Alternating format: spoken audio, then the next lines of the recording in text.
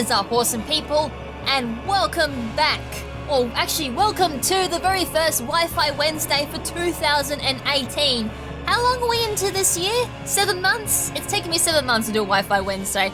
But there's like multiple reasons why there hasn't been a Wi-Fi Wednesday at all this year. It's kind of a mixture between I'm kind of really burnt out after last year's VGC run of Wi-Fi Wednesday, and at the same time, I've got no interest in Wi-Fi at battling at all at the moment, whether it be VGC or even Smogon Battle. I've got no interest whatsoever. But there is a bit of a compensation for that. What if I post multi-battles? I don't mind doing multi-battles using the teams that I've got from Sun and Moon, and any future teams that I breed at all will probably go up as well. But if you like the idea of that, please let me know as a bit of feedback for Wi-Fi Wednesday. That'll kind of mean I'll be able to post, you know, something each Wednesday for you guys to enjoy. But onto the topic. This Wi-Fi Wednesday, we're going to be looking at a multi-battle we did on the last live stream over on Pinlight's channel. This was a Wi-Fi battle between BlueOnTheRun, which was on my side of the field, and our enemies were Skylaa and one of my own Patreons, Jerm. So this was a really interesting battle. So this is using one of my very old, more recent, but my very last teams from VGC. So this was like a very trolly team. So the opponent has, actually I'm not even going to say, I'm going to jump into the battle and we'll go through and see how it all played out. So I'm going to have a lot of fun trying to remember like all of the movesets that we had on these teams. Alright, so I'm going to leave my Gudra here because I thought that might be a great start there. Gudra is Assault Vested, and BlueOnTheRun is going to start with the Excelga. Skylaa's going to leave with the Magneton, and Jerm is going to leave with the, oh dear, it's a Slowbro. It's my favourite friend. I hate versing Slowbro, but I love using Slowbro. Oh, we even top it off. The cherry on the top, it's the Mega Slowbro. Oh dear, this thing's going to be a big threat if we don't deal with this ASAP. I do have Thunderbolt on the Gudra, but the Excelga is going to go for the final Gambit, and that's going to fail to take out the Magnezone because it does have the Sturdy. It could have had Analytic, or it could have had the Magnet Pull. Most of them, from the top of my head, do run Magnet Pull because of Steel-type Pokemon like Celesteela or Pokemon like that. Anyways, I'm going to go for a Flamethrower there onto the Magnezone because I had a feeling like that would have had Sturdy or something like that, so I just went for that. Plus, I felt that might have been a threat with the Trick Room going up, which is exactly what the Mega Slowbro is going to do. So, with the awesome base negative 100, we may as well say at this point, Mega Slowbro is going to be outspinning everything on the field. Skylaa's going to take advantage of that and go with the Beware. It was a very slow Pokemon. It can carry Hammer Armor as well. And BlueOnTheRun's going to swap in with his shiny Stunfisk. Oh, what a boss. Beware is going to swap out there and go into another Gudra. So probably predicting like a Flamethrower coming that particular way because of Fluffery ability, which makes Beware very weak to fire-type moves is basically what I'm trying to say. Anyways, we got the fissure going off there. So Slowbro says good night, and a little extra point there. If that actually didn't hit, I think this whole particular battle would have gone in a very different way. So yes, Skylaa did predict me. I went for the Flamethrower there. Very nice move on Skylaa's part there. Gudra resisting and eating that up absolutely well. Alright, so Jerm's going to swap into the Ray Palmer, which is the Alolan Executor. This thing is an absolute beast in Trick Room. If those of you who've seen my Wi-Fi Wednesday battles with Alolan Executor from the old VGC team would know that very well. Draco Meteor coming there, hitting very hard on the Stunfisk. Stunfisk just eats that up and lives very, very badly there. Goes for the Fissure, but it does miss.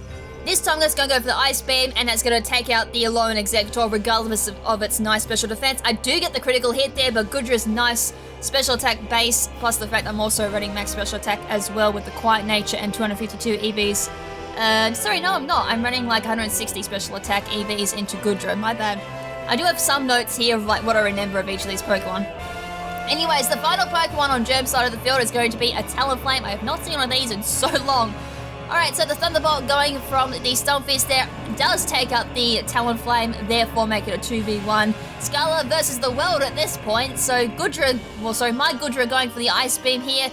Going to hit that Gudra for very minimal damage there, so something's telling me that it's going to be either Assault Vested or it's got either max special defense or something like a beneficial special defense nature. So Dragon Pulse is going to take out my own Gudra, and this is kind of where you think back onto the team preview, you think, oh boy, KrimZen's in a lot of trouble here because she's got a Guzzlord, and the final Pokemon that I had was actually Drampa, which you don't actually see in this battle. So anyways, Guzzlord, this is like my expert belt one. It's brave in nature, and it's got, unfortunately, it's only got 8 speed IVs. I couldn't actually get the 0 IVs in speed at the time. Go for the Dragon Claw there, and it does take out the Goodra. So it doesn't have GUI or anything, which actually would have been beneficial for me if it did have GUI, but unfortunately, no GUI to be seen that day. And the Trick Room does wear off as well, so I guess it might be good that I didn't have the GUI affect me. Anyways, the Beware does finally come back on the field. It's currently like a 5-1 at the moment, so I'm going for a Protect here, thinking that I'm going to get hit by some type of Fighting type move, which it does go for, and it does go for me, but it does of course fail because of the Protect. Visually trying to go off there once again. Unfortunately though, it does miss once again, and it does go down to its own burn.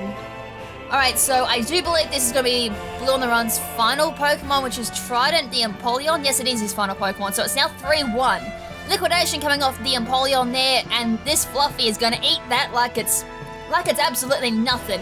It ate that like so easy. It was like toast on breakfast. Anyways, Focus Blast is going to smack that Empoleon, nearly just hitting that red range.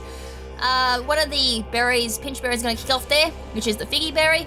Dragon Claw once again going off the Guzzlord, and it just eats that. It's like, oh my dear god. And that's 252 attack EVs as well with the Brave Nature, as I said. I was like, damn, that's stab as well. So this thing's just absolute defensive tank at the moment. Going for that work up there, going very cocky there actually. I was actually surprised it didn't have any type of recovery move, something like Pain Split or something like that. And with that, the Dragon Claw goes off and takes out the Beware. So was that the last Pokemon? Yes, it was, and therefore that's the end of the battle. So yeah, just going quickly over the movesets there. As I said, Dramp was the only one that you didn't get to see. So the full moveset for Goodra was, as I said, item was Assault Vest. It had, I do believe mine had Sap Sipper at the time. It can also run Hydration as well. GUI wasn't really recommended for this particular team because it was a Trick Room team overall that this particular team came from. As I said, it was my Trick Room VGC team, so GUI was completely not recommended, but Sap Sipper and Hydration definitely was. So, as I think I had Sap Sipper to counter with some Grass-type Pokemon or some Leech Seeders. Works very well against like Tapu Bulus or anything like that. Great counters there.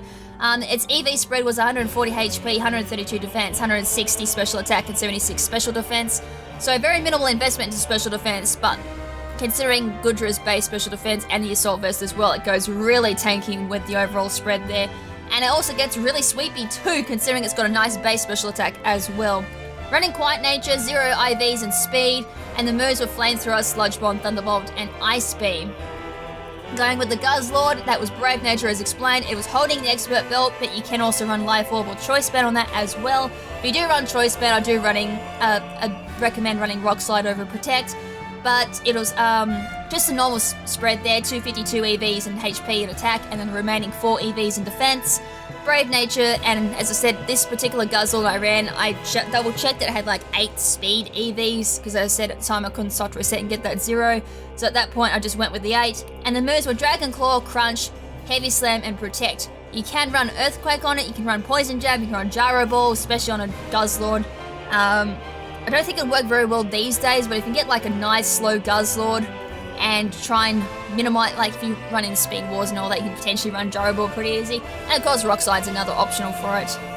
And yes, that was like one of the multi-battles that was really enjoyable, that I quite enjoyed, and I hope you guys did too. So as I said, if you do want to see more multi-battles, hopefully the next one I don't have a big stutter in it, yeah, please let me know. Until next time, this is Lady KrimZen saying ciao for now, but not forever.